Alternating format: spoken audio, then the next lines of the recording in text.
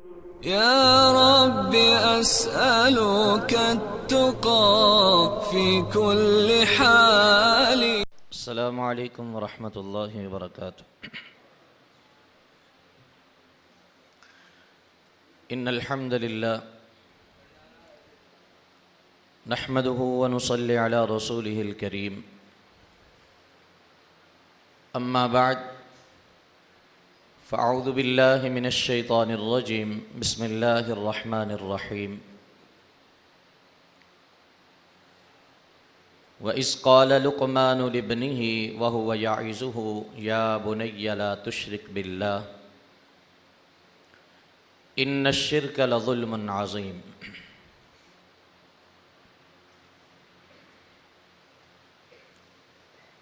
معزز سامعین،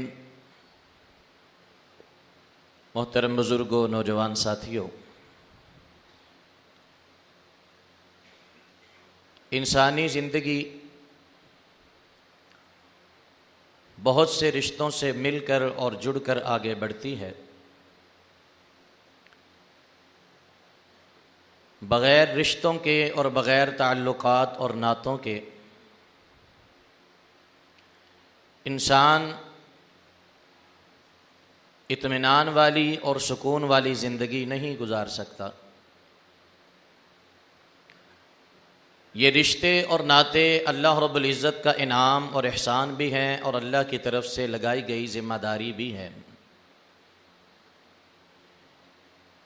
ان میں سب سے اہم رشتہ جو ایمان کے بعد، نظریاتی رشتے کے بعد سب سے فوقیت والا، سب سے فضیلت والا، سب سے عظمت والا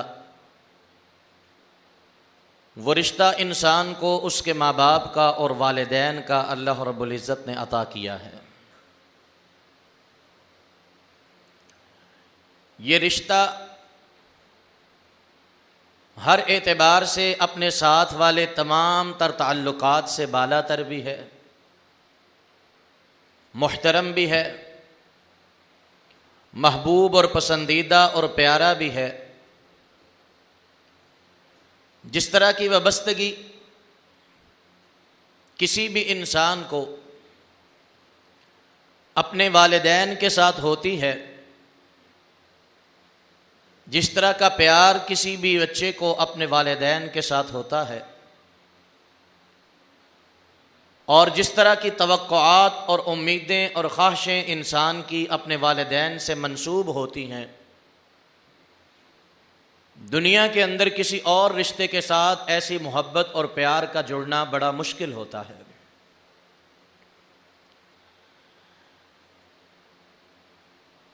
والدین کا رشتہ، ماں باپ کا رشتہ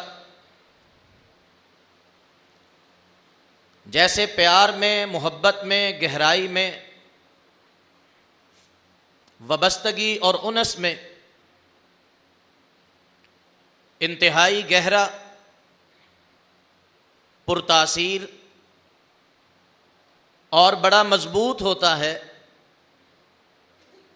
ویسے ہی یہ رشتہ انسان کی زندگی کی سوچ، فکر، نظریات، عقائد، اعمال اور اخلاق پر بھی اتنا ہی گہرا اور مضبوط نقش اور اثر چھوڑتا ہے.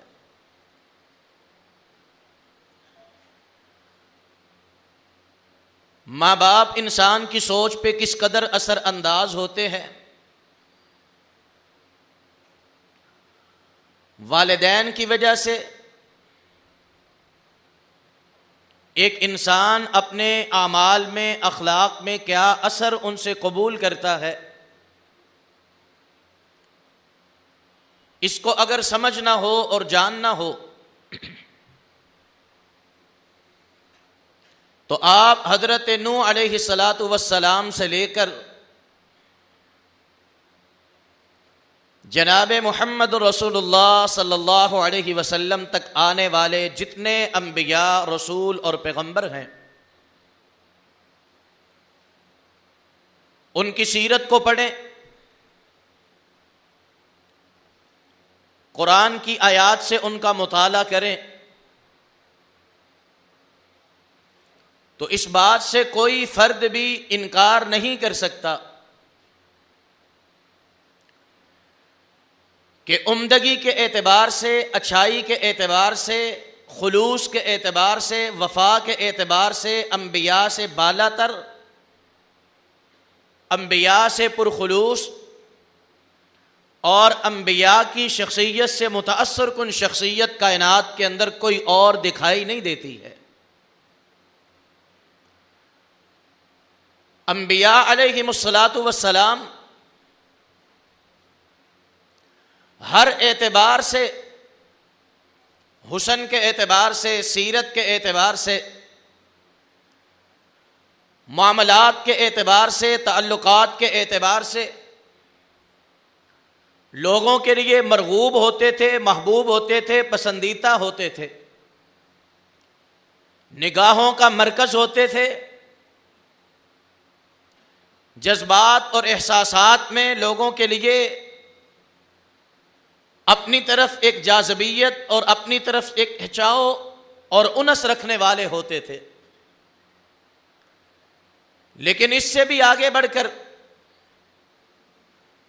انبیاء کو اللہ رب العزت نے مزید جن خوبیوں سے نواز کے اس کائنات میں مبعوث کیا تھا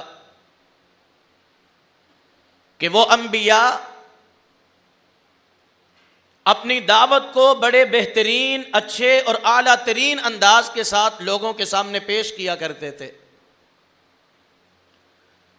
آپ انبیاء علیہم الصلاۃ والسلام کی دعوت کو دیکھیں گے، دلائل سے مزین ہوگی، کوئی بات بے دلیل نہ ہوگی۔ انبیاء کو دعوت کو دیکھیں گے تو تمام انبیاء کی دعوت بڑے پیارے الفاظ پہ مبنی ہوگی، بڑے خوبصورت لب و لہجے پہ مشتمل ہوگی، دل کو مو لینے والی اور احساسات تک کو چھو لینے والے انداز انبیاء نے اختیار کیے۔ پھر صرف دلائل تک اور لب و لہجے کی اچھائی اور خوبصورتی تک بات ختم نہیں ہوتی، اس سے بھی آگے بڑھ کے دیکھیں تو انبیاء علیہم الصلاۃ والسلام کو اپنی بات منوانے کے لیے اللہ رب العزت نے معجزات کا ایک لمبا طویل سلسلہ عطا فرمایا ہے۔ ایسے معجزات کہ جو لوگوں کی عقل کو دنگ کر دیتے تھے، زبانوں کو گم کر دیتے تھے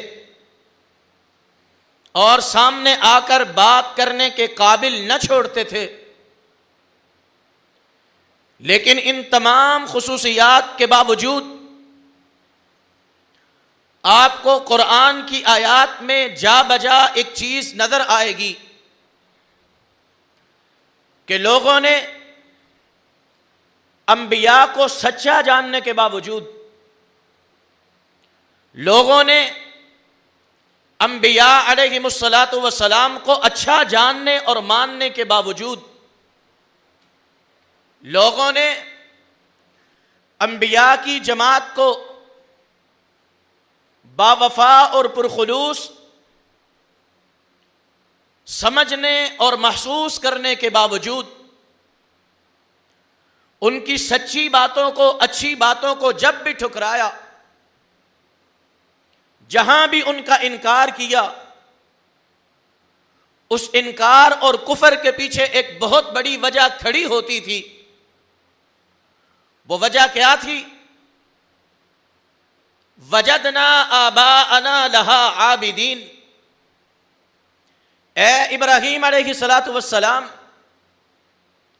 یہ بتوں کی ہم عبادت کرتے ہیں، دلیل پوچھو ہمارے پاس کوئی نہیں، فائدہ پوچھو ہم نہیں بتلا سکتے، آپ سوال اٹھاؤ ان سوالوں کا جواب نہیں دے سکتے، ان بتوں کی عبادت کے خلاف دلائل دو، ان دلائل کا ہم توڑ نہیں کر سکتے، عقل اور شعور کو جھنجھوڑو، ہم عقل میں آنے والی باتوں کا انکار نہیں کر سکتے، لیکن ان سارے حقائق کے باوجود کریں گے ہم وہی مانیں گے ہم وہی، اپنائیں گے ہم اسی کو، وجدنا آباءنا، جس پہ ہم نے اپنے آباء و اجداد کو دیکھا ہے، اپنے ماں باپ کو دیکھا ہے۔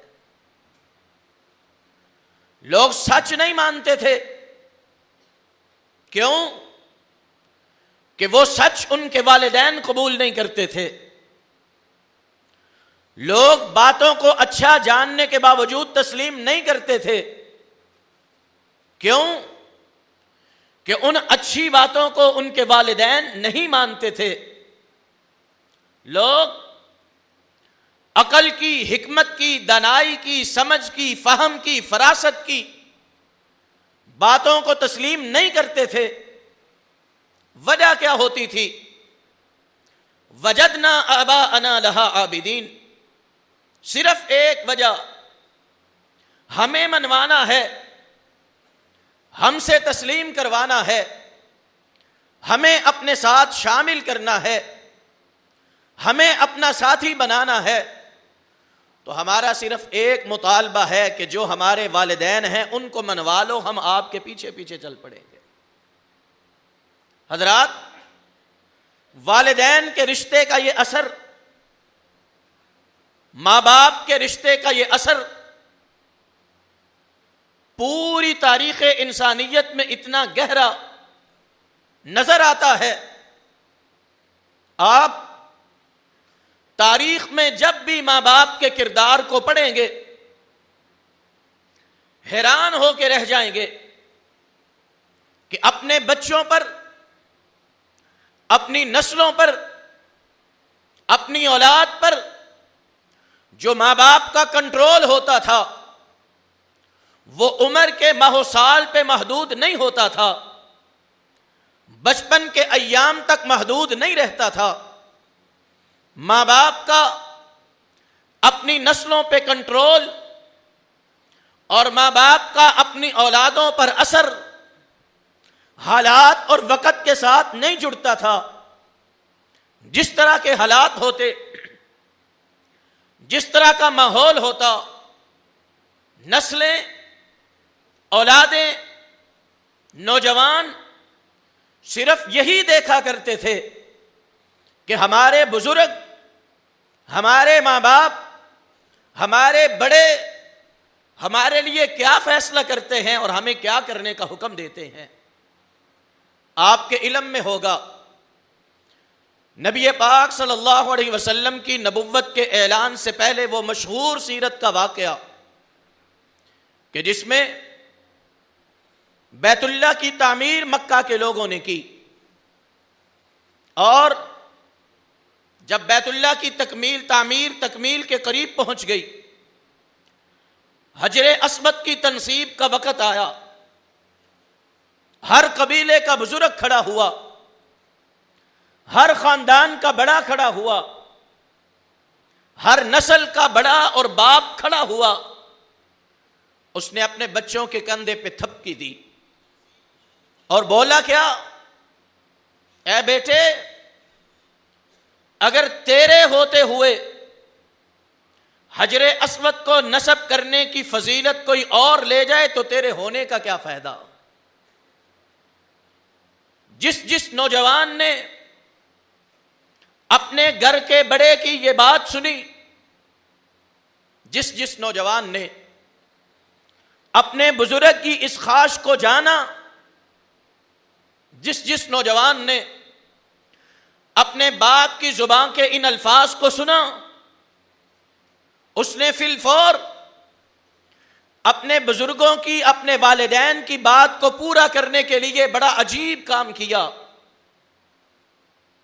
برتن نکالے، پیالے لیے، خون سے بھرے، ہاتھ ڈبوئے، اور اس بات کا عزم اور ارادہ ان کے سامنے دہرایا، اعلان کیا، اے بزرگوں، اے ابا جان، اے ہمارے بڑے، یقین کر لیں یہ ہمارے ڈوبے ہوئے خون میں ڈوبے ہوئے ہاتھ، ان کی طرف دیکھ کر مطمئن ہو جائیں، ہم گردنیں تو کٹوا دیں گے جانیں نچھاور کر دیں گے، لیکن اپنے قبیلے، اپنے خاندان، اپنے گھرانے کے علاوہ حجر اسود کسی اور کو نسب کرنے دیں گے نہیں۔ آپ کیا سمجھتے ہیں؟ چھوٹی بات ہے، تھوڑی بات ہے کہ کوئی بڑا، کوئی بزرگ، کوئی باپ ایک خواہش کا اظہار کرے اور نسل ساری کی ساری، اولاد ساری کی ساری کھڑی ہو جائے، اس خواہش کی تکمیل کے لیے گردن کٹوانا پڑی وہ کٹوا دیں گے، لیکن اس خواہش کو پورا کر کے رہیں گے۔ یہ کس چیز کا اثر تھا؟ والدین کے رشتے کا اثر، والدین کا اپنی اولادوں اور نسلوں پر کنٹرول، اور کوئی بڑی دور کی بات نہیں، بڑے زمانوں اور عرصوں کی بات نہیں، ابھی چند سال پیچھے اپنی نسلوں کا، اپنی اولادوں کا اور اپنے خانوادوں پر اور اپنے گھرانوں پر اپنے بزرگوں کے اثر کا اندازہ کرنا ہو تو ایسے بڑے موقع تھے، ہر گھر میں یہ منظر دیکھا جا سکتا تھا کہ جس گھر کا بڑا، جن بچوں کا باپ، جن بچیوں کا والد، اس کے آنے کی دروازے پہ بچیاں آہٹ سن لیتی،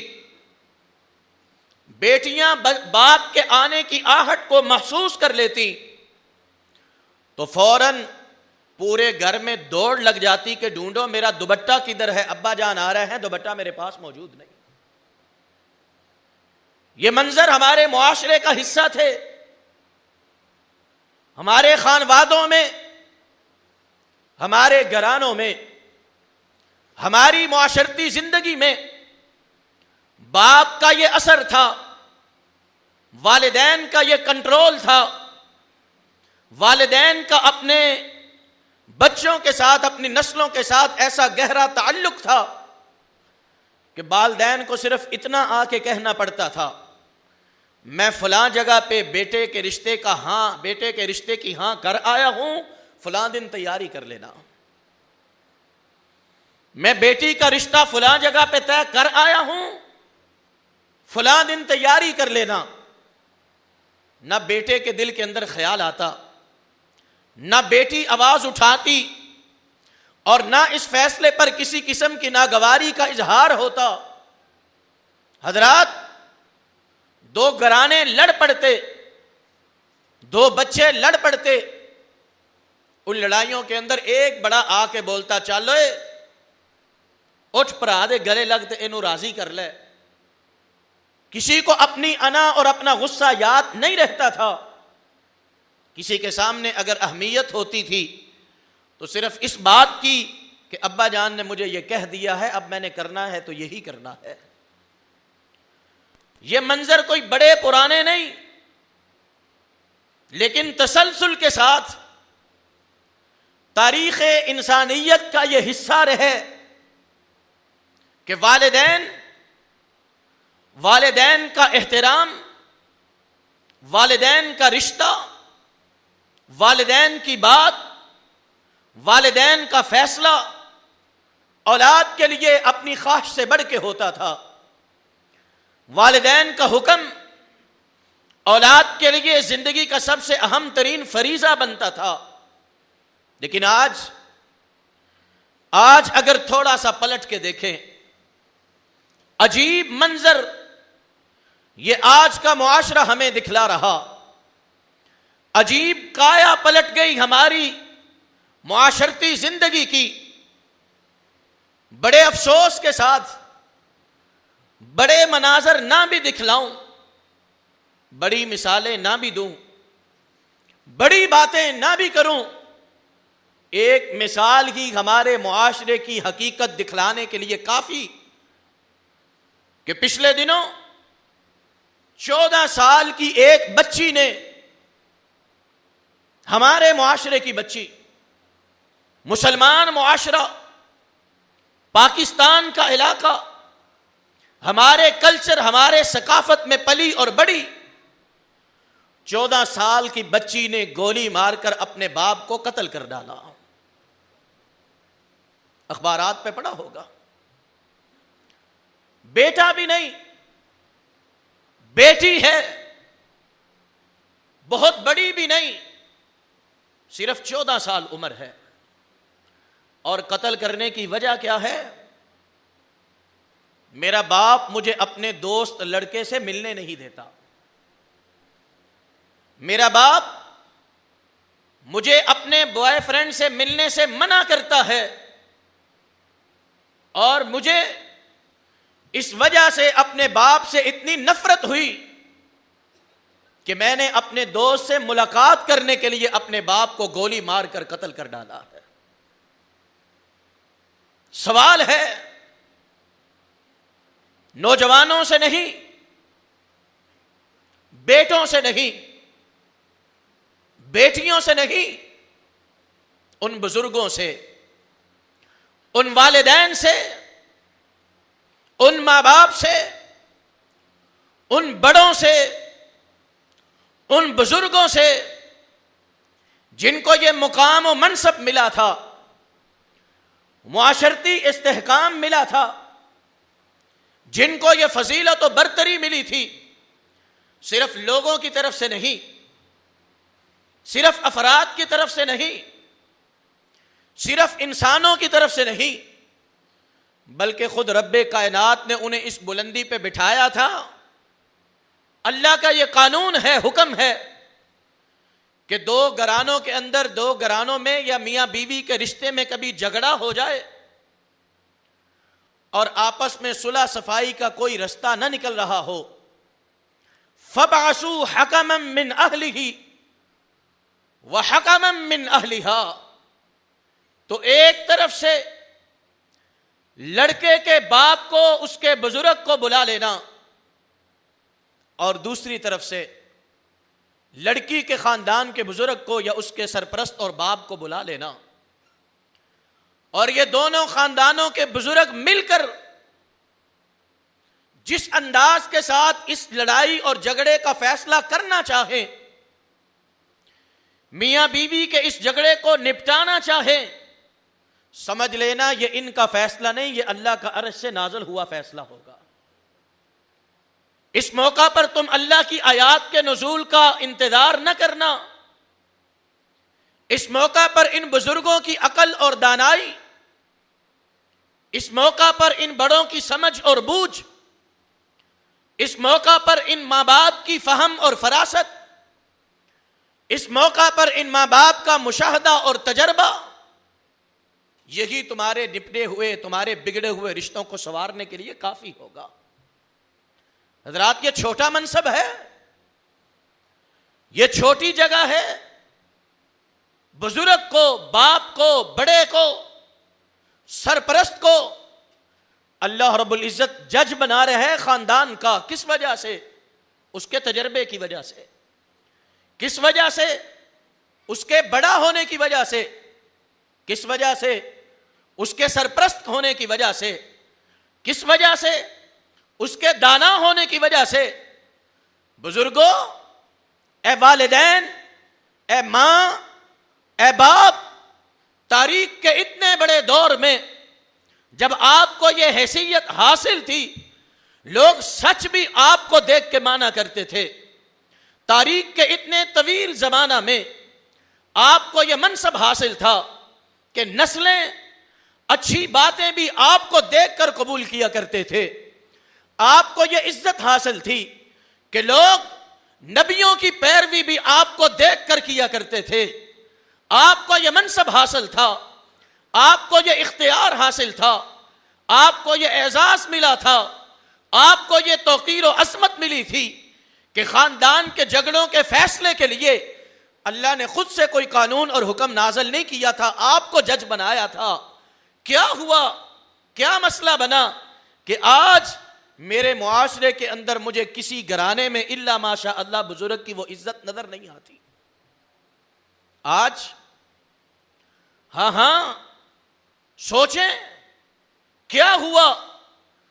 وہ کنٹرول، وہ قبضہ، وہ استحکام، وہ مقام، وہ منصب، وہ عزت کیوں دلوں سے نکل گئی؟ کیوں اولاد اور نسل کے دل سے ماں باپ کا وہ روب و دبدبا ختم ہو گیا جو انہیں آگے سے ایک لفظ بولنے کی اجازت و جرت نہ دیتا تھا؟ اور کیوں یہ نوبت آ گئی، کیوں یہ موقع آ گیا کہ آج باپ غیروں کے سامنے روتا ہے، کبھی بیٹے کا شکوہ لے کے، کبھی بیٹی کا شکوہ لے کے، اور آج عدالتیں بری پڑی ہیں، آج فیصلے ہو نہیں رہے، آج جھگڑے اتنے بڑھ چکے، اولاد اپنے باپ کو گھسیٹ کر عدالتوں کے کٹہروں تک لے لی۔ وجہ کیا ہے؟ سبب کیا ہے؟ اور ایسا کیوں ہوتا ہے؟ کوئی منصب سے کب ہٹتا ہے؟ کوئی ذمہ داری سے کب گرتا ہے؟ کوئی اونچائی سے نیچے کب آتا ہے؟ کوئی معزز اور محترم ہونے کے بعد رسوا کیوں ہوتا ہے؟ اس کی عزت خاک میں کیوں ملتی ہے؟ جب یہ سوال اٹھاؤ گے تو صاف اور سادہ جواب آئے گا۔ کسی کا مقام تب خطرے میں پڑتا ہے جب وہ اپنے مقام کے مطابق ذمہ داری ادا نہیں کرتا۔ کسی کا منصب تب اس سے چھینا جاتا ہے جب وہ اپنے منصب کی اہمیت کو نہ سمجھتے ہوئے اس منصب کے مطابق اپنا کردار ادا نہیں کرتا، وگرنہ کوئی وجہ نہیں کہ اپنی مسند پہ بیٹھ کر، اپنے منصب پہ بیٹھ کر، اپنے مقام پہ رہ کر کوئی انسان اپنے منصب کا حق ادا کرتا ہو اور اس کے خلاف آواز اٹھتی ہو۔ ایسا کبھی نہیں ہوا، ایسا اللہ ہونے ہی نہیں دیتے۔ اگر آج ہو رہا ہے تو وجہ کیا ہے؟ سوال کریں اپنے آپ سے، پوچھیں اپنے آپ سے، اور اگر آپ کو خود جواب نہیں ملتا تو آئیے جواب تلاش کرتے ہیں کہ باپ ہونا کیا صرف اسی چیز کا نام ہے کہ بیٹے کی پیدائش پر مٹھائیاں بانٹ دی جائیں، بیٹی کی پیدائش پر عقیقہ کر دیا جائے؟ باپ ہونا صرف اس بات کا نام ہے کہ بیٹا بڑھے تو اس کو کھلونے لے کے دے دیے جائیں، اعلیٰ ترین پوشاکیں لے کے دیے جائیں؟ بیٹا بڑھے، اولاد بڑھے تو اس کو سکولوں کالجوں کی نظر کر دیا جائے، یونیورسٹیوں کی نظر کر دیا جائے، نہ اس کو اپنا کلچر دکھلایا جائے، نہ اس کو اپنی ثقافت دکھلائی جائے، نہ اس کو اپنی تاریخ بتلائی جائے، نہ اس کو اپنے اخلاق و آداب سے آشنا کیا جائے؟ باپ ہونے کی ذمہ داری کیا صرف اتنی ہے کہ اس کی دنیاوی، جسمانی اور مادی ضروریات کو پورا کر دیا جائے، اس کی روح کی طرف، اس کے دل کی طرف، اس کے اخلاق کی طرف، اس کے نظریات کی طرف، اس کے عقائد کی طرف بندہ ذرا بھی توجہ نہ کرے؟ جب باپ ہونے کا مطلب صرف یہ ہو، جب ماں ہونے کا مطلب صرف یہ ہو کہ بیٹے کو ناز و نعم میں پالنا ہے، آسائشات بری زندگی دینی ہے، اس کی ہر خواہش کو پورا کرنا ہے، اس کو دنیا میں اونچے سے اونچے مقام پہ پہنچانا ہے، تو حضرات پھر نتیجہ یہی نکلتا ہے جو آج معاشرے کی تصویریں ہمیں دکھلا رہی ہیں۔ رویے کب بدلتے ہیں؟ کیوں بدلتے ہیں؟ اور ماں باپ، والدین کب اپنے منصب پہ برقرار رہتے ہیں؟ کب اپنے مقام و عزت پہ بحال رہتے ہیں؟ اگر اس کو سمجھنا ہے تو آؤ ذبح کبھی قرآن کھول کر، قرآن سامنے رکھ کر، قرآن کے اوراق کو ٹٹول کر اس میں سے سورہ لقمان کبھی سامنے رکھ کے پڑھنا، سورہ لقمان کا کبھی مطالعہ کرنا۔ پتہ ہے لقمان کون ہے؟ قرآن پاک کی وہ سورتیں جن صورتوں میں سے کوئی نام اللہ رب العزت نے اپنے نام الرحمن پہ سورت کا نام رکھا، وہ قرآن جس میں اللہ رب العزت نے کسی سورت کا نام اپنے پیارے محبوب پیغمبر جناب محمد رسول اللہ صلی اللہ علیہ وسلم کے نام پہ محمد رکھا، وہ قرآن کہ جس قرآن کی صورتوں میں پیغمبر یوسف علیہ السلام کے نام کی صورت، اس قرآن کی صورتوں میں پیغمبر یونس علیہ السلام کے نام کی صورت، پیغمبر ہود علیہ السلام کے نام کی صورت، انہی پیغمبروں کے ناموں میں، اللہ کے ناموں میں ایک سورت کا نام سورہ لقمان بھی ہے، سورہ لقمان بھی ہے۔ یہ نبی تھے، بادشاہ تھے، مصلح تھے، ولی تھے، کیا تھے؟ کبھی یہ تلاش کرنے کی کوشش کرو، سیکھنے اور سمجھنے کی کوشش کرو۔ سورہ لقمان سنتے ہوئے، پڑھتے ہوئے، سورہ لقمان کی تلاوت کرتے ہوئے کبھی ایک سوال اٹھاؤ، صرف ایک سوال، کہ لقمان تھا کون؟ تو جواب ملے گا کان عبدا حبشیا، ایک حبشے کا غلام تھا، حبشی غلام، اسود اللون، رنگ کا سیاہ اور کالا تھا، پھٹی ایڑیاں تھی، گنگریالے بال تھے، موٹے موٹے ہونٹ تھے، جسمانی اعتبار سے، شکل و صورت کے اعتبار سے دیکھا جائے تو کوئی خوبی نظر نہیں آتی تھی، کوئی حسن نظر نہیں آتا تھا، لوگوں سے کوئی برتری دکھائی نہیں دیتی تھی۔ حسب نسب کو دیکھا جائے، خاندان کو دیکھا جائے، تعلق کو دیکھا جائے تو باپ کا پتہ نہیں، خاندان کا پتہ نہیں، کس خاندان سے ہے، کس حسب نسب کا ہے، کوئی اس کا علم نہیں پتہ چلتا، کوئی اتنا زیادہ ہمیں علم نہیں ملتا۔ اور اگر حیثیت کو دیکھا جائے تو ساری زندگی یا غلامی میں گزری ہے یا بکریوں کو چراتے ہوئے گزری ہے۔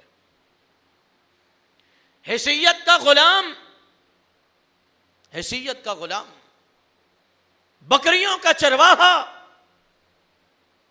رنگ کا کالا، حبشی علاقے کا، لیکن عزت و عظمت دیکھو، مقام و منصب دیکھو، مرتبہ اور توقیر دیکھو۔ آج میں اور آپ جب بھی قرآن کی آیت کی تلاوت کرتے ہوئے اس کا نام پڑھتے ہیں، اللہ رب العزت ہمیں 50 نیکیاں صرف اس کا نام پڑھنے پہ عطا کرتے ہیں۔ کبھی غور کیا ہے؟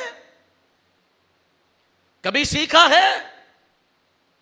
اور یہی المیہ ہے ہمارے معاشرے کے بگاڑ کا، یہی المیہ ہے ہماری عزتوں کے چھینے جانے کا، یہی المیہ ہے ہمارے وقار کے مجروح ہونے کا، کہ جو تربیت، جو تعلیم، جو نصاب ہمارے لیے ہمارے رب نے آسمان سے ہمارے پڑھنے کے لیے، سیکھنے کے لیے، جاننے کے لیے اور عملی زندگی میں اپنانے کے لیے نازل کیا تھا، اس کو تو ہم نے غلافوں میں بند کر کے رکھ دیا، اور اس کے مقابل غیروں کا سازش کے طور پہ بنایا گیا، مرتب کیا گیا، نافذ کیا گیا نظام ہم نے اپنی جیب سے روپے، پیسے، لاکھوں، ہزاروں خرچ کر کر کے اپنے معاشرے میں رائج اور غالب کر دیا ہے۔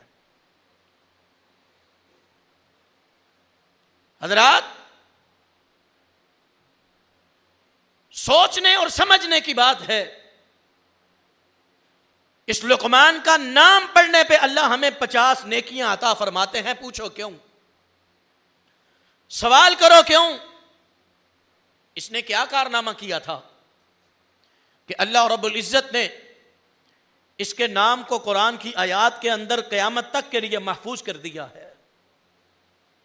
اس نے کیا عمل کیا تھا کہ اللہ رب العزت نے اس کارنامے کی وجہ سے، اس عمل کی وجہ سے اس کے نام پہ قرآن پاک کے اندر سورہ مبارکہ نازل فرما دی ہے؟ اگر وہ کارنامہ ڈھونڈنے نکلیں گے نا تو پوری سورہ لقمان پڑھ لیں۔ پوری سورہ لقمان میں صرف ایک رکوع ملے گا جس رکوع کے اندر حضرت لقمان کا اللہ نے ذکر کیا ہے، اور وہی رکوع سیرت لقمان کا تعارف ہے، وہی رکوع بتلاتا ہے کہ لقمان کی عزت کو اللہ نے محفوظ کیوں رکھا، وہی رکوع بتلاتا ہے کہ لقمان کو اللہ رب العزت نے یہ بلندی کیوں عطا کی، اور وہ رکوع سارے کا سارا کیا ہے؟ وہ رکوع یہی ہے وَإِذْ قَالَ لُقْمَانُ لِابْنِهِ وَهُوَ يَعِظُهُ يَا بُنَيَّ لَا تُشْرِكْ بِاللَّهِ۔ حکیم لقمان نے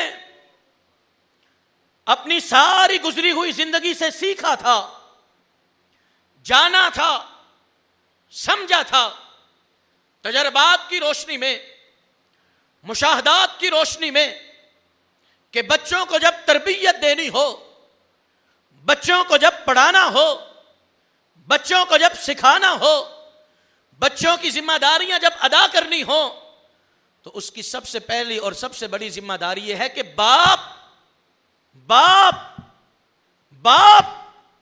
خود اس قابل ہو کہ اپنے بچے کو بٹھا کر خود پڑھا سکے، خود اس قابل ہو کہ اپنے بچے کو کچھ سکھا سکے، اپنے بچے کی تربیت کر سکے، اپنے بچے کو تیار کر سکے۔ اور دوسری بات یہ بھی جان لے، یہ بھی سمجھ لے کہ اپنے بچے کو میں نے پڑھانا ہے تو پڑھانا کیا ہے، سکھانا ہے تو سکھانا کیا ہے۔ آج ہم اپنے بچوں کو سکھانے کے لیے اپنی مرضی سے سوچتے ہیں، اپنے ایمان سے پوچھ کر سوچتے ہیں، اپنی ثقافت اور کلچر سے پوچھ کر سوچتے ہیں، اپنے عقیدے نظریے کو پرکھ کر، اپنے ایمان اور عمل کو دیکھ کر سوچتے ہیں کہ یہ پڑھانا، یہاں پہ پڑھانا، یہ سکھانا، یہاں سے سکھلانا میرے بچے کے لیے اچھا ہوگا کہ برا ہوگا۔ آج ہماری نگاہیں بند ہیں، ہماری نظریں بند ہیں، ہم معاشرے سے کچھ نہ سیکھ سکے، اپنی زندگی سے کوئی نچوڑ نہ نکال سکے، اپنے تجربات سے کوئی فائدہ نہ اٹھا سکے۔ اسی کی وجہ ہے کہ آج ہمارے معاشرے کے اندر ہمارے پیسوں پہ،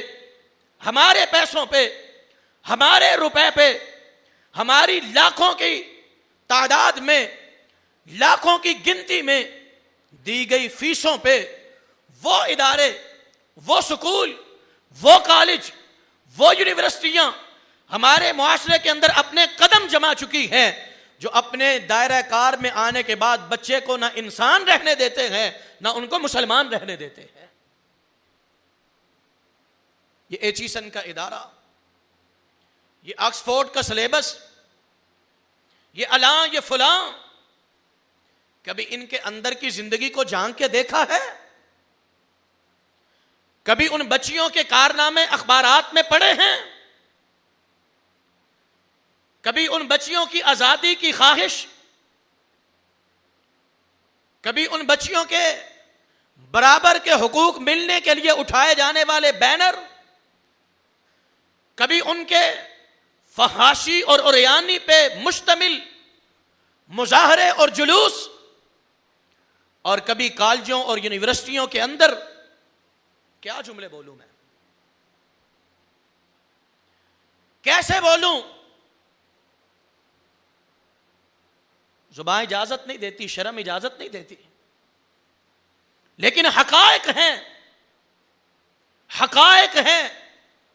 ہمارے کالجوں میں، سکولوں میں 10 سال کی بچیاں، 10 سال کی عمر کی بیٹیاں حیا کو بلا چکی ہیں، شرافت کو بلا چکی ہیں، پاک بازی کو بلا چکی ہیں، اخلاقیات کے درس کو بلا چکی ہیں، رب، رسول اور خدا سے ناواقف اور لا علم ہو چکی ہیں۔ انہیں کوئی پتہ نہیں کہ ہمارے لیے زندگی میں سب سے اہم ہے مسلمان بن کے رہنا، پھر اس کے بعد ہے انسان اور اچھا انسان بن کے رہنا، اور پھر اس کے بعد ہے اپنے خاندان کا بہترین فرد بن کے رہنا، پھر اس کے بعد ہے اپنے معاشرے کا بہترین فرد بن کے رہنا، پھر اس کے بعد ہے اپنے ملک کا بہترین شہری بن کے رہنا۔ ان ساری حیثیتوں میں سے جاؤ جواب تلاش کر کے لاؤ۔ ہمارے خاندانوں میں ہمارے بچے کتنے اچھے پاکستانی ہیں، کتنے اچھے معاشرے کے فرد ہیں، کتنے اچھے اپنے خاندان کے فرد ہیں، کتنے اچھے انسان ہیں، کتنے اچھے بیٹے ہیں، کتنے اچھے مسلمان ہیں۔ جائیں ذرا تلاش کر کے لائیں اور جواب لے کے آئیں، آپ کو یہ جواب کتنے فیصد ملے گا؟ وجہ کیا ہے؟ ہم نے آنکھیں بند کی ہوئی ہیں، ہم کبوتر جیسے بنے ہوئے، جو بلی کو دیکھ کے آنکھیں بند کر لیتا ہے اور سمجھتا یہ ہے کہ میں بلی کو نہیں دیکھ پا رہا تو بلی بھی مجھے نہیں دیکھ رہی۔ لیکن حضرات، بلی دیکھتی ہے، اسی لیے وہ قدم بڑھاتی جا رہی، اسی لیے ہمارے معاشرے سے اسلامی تعلیمات کا سلسلہ ختم ہوتا جا رہا، اسی لیے ہمارے معاشرے سے، اور افسوس کی بات یہ ہے ہمارے اپنے پیسوں سے کوئی مدرسہ اتنا مضبوط نہیں ہوتا، ہمارے پیسوں سے کوئی مسجد اتنی مضبوط نہیں ہوتی، ہمارے پیسوں سے کوئی غریب اتنا امیر نہیں بنتا جتنا ہمارے پیسوں سے وہ لوگ امیر بنتے ہیں جو اداروں کے اندر اور کالجوں کے اندر اور یونیورسٹی کے اندر ہمارے بچوں کو غیر مسلم بنا رہے ہوتے ہیں۔ وہ کہاں سے چلتے ہیں؟ ہمارے پیسوں سے نہیں چلتے۔ حضرات، اس لیے حکیم لقمان کا قصہ پڑھیں، حکیم لقمان کا واقعہ پڑھیں، اس کا صرف یہی کردار ہے کہ اس نے یہ سوچا تھا، یہ سمجھا تھا کہ جو آج تک کی زندگی میں نے گزاری ہے، اس زندگی کو گزارنے کے بعد ایک باپ ہونے کے ناطے، ایک بزرگ ہونے کے ناطے، ایک سرپرست ہونے کے ناطے میری یہ ذمہ داری ہے کہ میں اپنی اولاد کے لیے ایسا نصاب تیار کروں جو میری اولاد کی دنیا کی کامیابی کا بھی سبب بنے، آخرت کی کامیابی کا بھی سبب بنے۔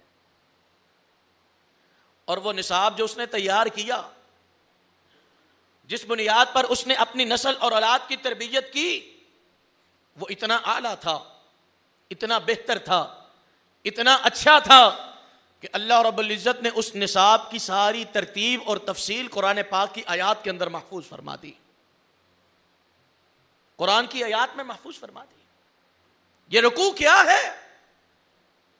سورہ لقمان کا یہ رکوع، دوسرا رکوع میری بزرگوں سے التماس ہے بار بار پڑھنا، جا کے والدین سے درخواست ہے بار بار دہرانا اس کو پڑھنا۔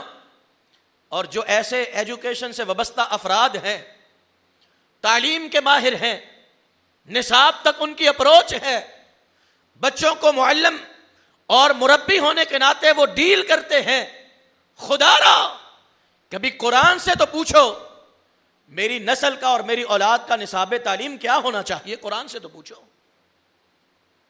کس سے پوچھتے ہو؟ ہمارے گورنمنٹ کا نصاب کہاں کا ہے؟ قرآن کا کہ لاٹ میں کالے کا؟ کہاں کا ہے؟ کیا قرآن کے اندر یہ اعزاز موجود نہیں؟ پیغمبر علیہ السلام کی سیرت کے اندر یہ وصف موجود نہیں کہ ہماری نسلوں کے لیے اس میں سے نصاب مرتب کیا جا سکے؟ اور اگر کسی نے مرتب نہیں کیا، گورنمنٹ نے نہیں کیا، حکومت نے نہیں کیا، سکول و کالج نے، یونیورسٹی نے نہیں کیا، تو ہم کیا ہیں؟ ہم کس لیے ہیں؟ ہم سرپرست کس بات کے ہیں؟ ہم بڑے کس بات کے ہیں؟ ہم نے کیوں آگے بڑھ کر اپنی اولاد کی تربیت کی ذمہ داری خود کیوں نہیں اٹھائی؟ خود کیوں کوشش نہیں کی؟ خود کیوں نہیں سوچا؟ یہ سارے سوال ان سب کو لے کر ذہن میں پھر آؤ اور شروع کرو۔ وَإِذْ قَالَ لُقْمَانُ لِابْنِهِ وَهُوَ يَعِظُهُ يَا بُنَيَّ لَا تُشْرِكْ بِاللَّهِ۔ اس میں پہلا سبق کیا ہے؟ والدین کے لیے عزتیں کب بچتی ہیں، مقام کب محفوظ ہوتا ہے کہ جب والدین اس بات کو سمجھ لیں کہ بچے کو سب سے پہلے یہ نہیں سکھایا جاتا کہ الف کیا ہے، بے کیا ہے، اے کیا ہے، بی کیا ہے، سی کیا ہے، جمع کیا ہے، نفی کیا ہے، تقسیم کیا ہے، ضرب کیا ہے، انگلش کیا ہے، اردو کیا ہے، میتھ کیا ہے، سائنس کیا ہے۔ بچے کو سب سے پہلے یہ بتلایا جاتا ہے تو کیا ہے اور کس لیے ہے۔ سب سے پہلے اسے یہ بتلاؤ یہ تیرا ہاتھ کس نے بنایا ہے، یہ تیرا چہرہ کس نے بنایا ہے، یہ تیرا وجود کس نے بنایا ہے، یہ تیری زندگی کس نے عطا کی ہے۔ یہ بڑی بڑے مزے کی چیزیں جو کھاتے ہو بیٹا، کبھی آئس کریم، کبھی فروٹ، کبھی کچھ، یہ زبان اور زبان میں ذائقے کو چکھنے کی صلاحیت یہ کس نے رکھی ہے؟ حضرات، یہ بچپن کی عمر ہے، یہ تعلیم کا آغاز ہے، یہ نصاب کی سب سے پہلی شق ہے۔ جب تک آپ اپنے نصاب کا آغاز بچے کو اس کے مخلوق ہونے اور رب کے اس کے خالق ہونے سے نصاب کا آغاز نہیں کریں گے، آپ اپنی نسلوں کا حق ادا کر ہی نہیں سکتے ہیں۔ آئیے نبی پاک صلی اللہ علیہ وسلم کے دور کی ماؤں کو دیکھیے، ماؤں کو، غالباً حضرت ام سلمہ رضی اللہ تعالی عنہا یا اور صحابیہ، ان کی گود میں دودھ پیتا بچہ گود میں لٹایا ہوا، اور کھیلتی ہیں، اور کھیلتی کیسے ہیں؟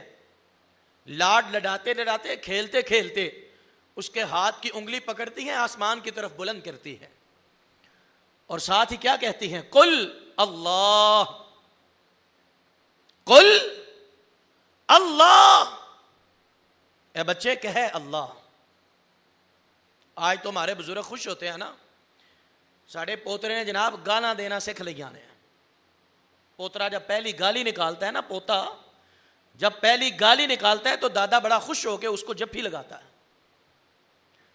ماں فخر سے مووی بناتی ہے اور میڈیا پہ چلاتی ہے، کیا میرا بچہ ڈانس کر رہا ہے، دیکھو تو صحیح، میرا بچہ ڈانس کر رہا ہے، گانا گا رہا ہے۔ اچھی مثالیں بھی ہیں، اچھی بھی ہیں، لیکن ان کے تھوڑے ہونے کی وجہ سے درد ہوتا ہے۔ تھوڑی ہیں، ہر گھر کی ہونی چاہیے، یہ ذمہ داری ہے، اور یہ سورہ لقمان کا درس ہے، حکیم لقمان کی سیرت کا سبق ہے، نصاب تعلیم کی پہلی شق ہے کہ بچوں کی تعلیم اور تربیت کا جب آغاز کرو تو اسے سب سے پہلے یہ سمجھاؤ کہ وہ کیا ہے، اس کی حیثیت کیا ہے، اسے پیدا کس نے کیا ہے اور پیدا کیوں کیا ہے۔ کان ہے، آنکھ ہے، ناک ہے، زبان ہے، ہاتھ ہیں، پاؤں ہے، دل ہے، ساری زندگی کے اندر ملنے والی صلاحیتیں، قوتیں اور طاقتیں ہیں، ان ساری چیزوں کا تعارف کرواؤ، اور پھر ان ساری چیزوں کے دینے والے اور بنانے والے اور پیدا کرنے والے رب کا تعارف کرواؤ۔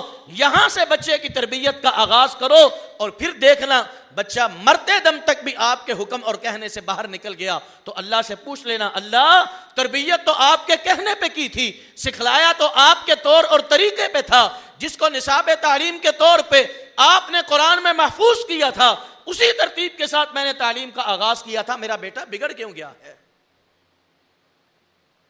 حضرات، ہم کیا ہیں یہ پتہ نہیں ہوتا، اور بچپن میں ہمیں آج تک نہیں سکھایا گیا، اس لیے آج تک ہمیں بھی یہ پتہ نہیں کہ ہم مخلوق ہیں کہ اپنی مرضی کے مالک ہیں۔ ہم نے آج تک کبھی اپنے آپ سے سوال کیا ہے؟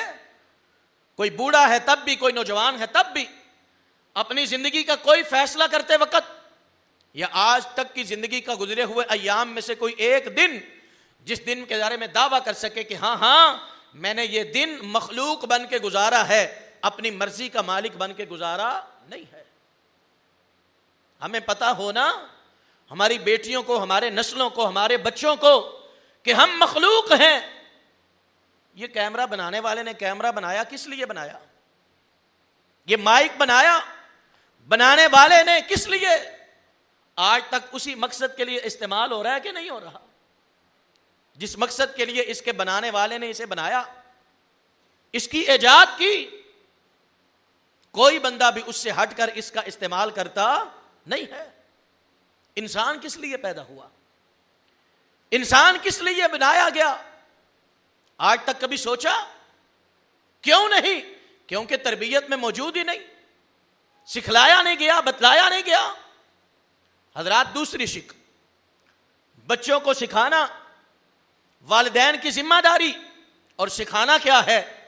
خالق و مخلوق کا تعلق سکھلانے اور بتلانے کے بعد سب سے اہم ترین اس کا دنیا کے اندر تعلق ماں باپ کا ہے۔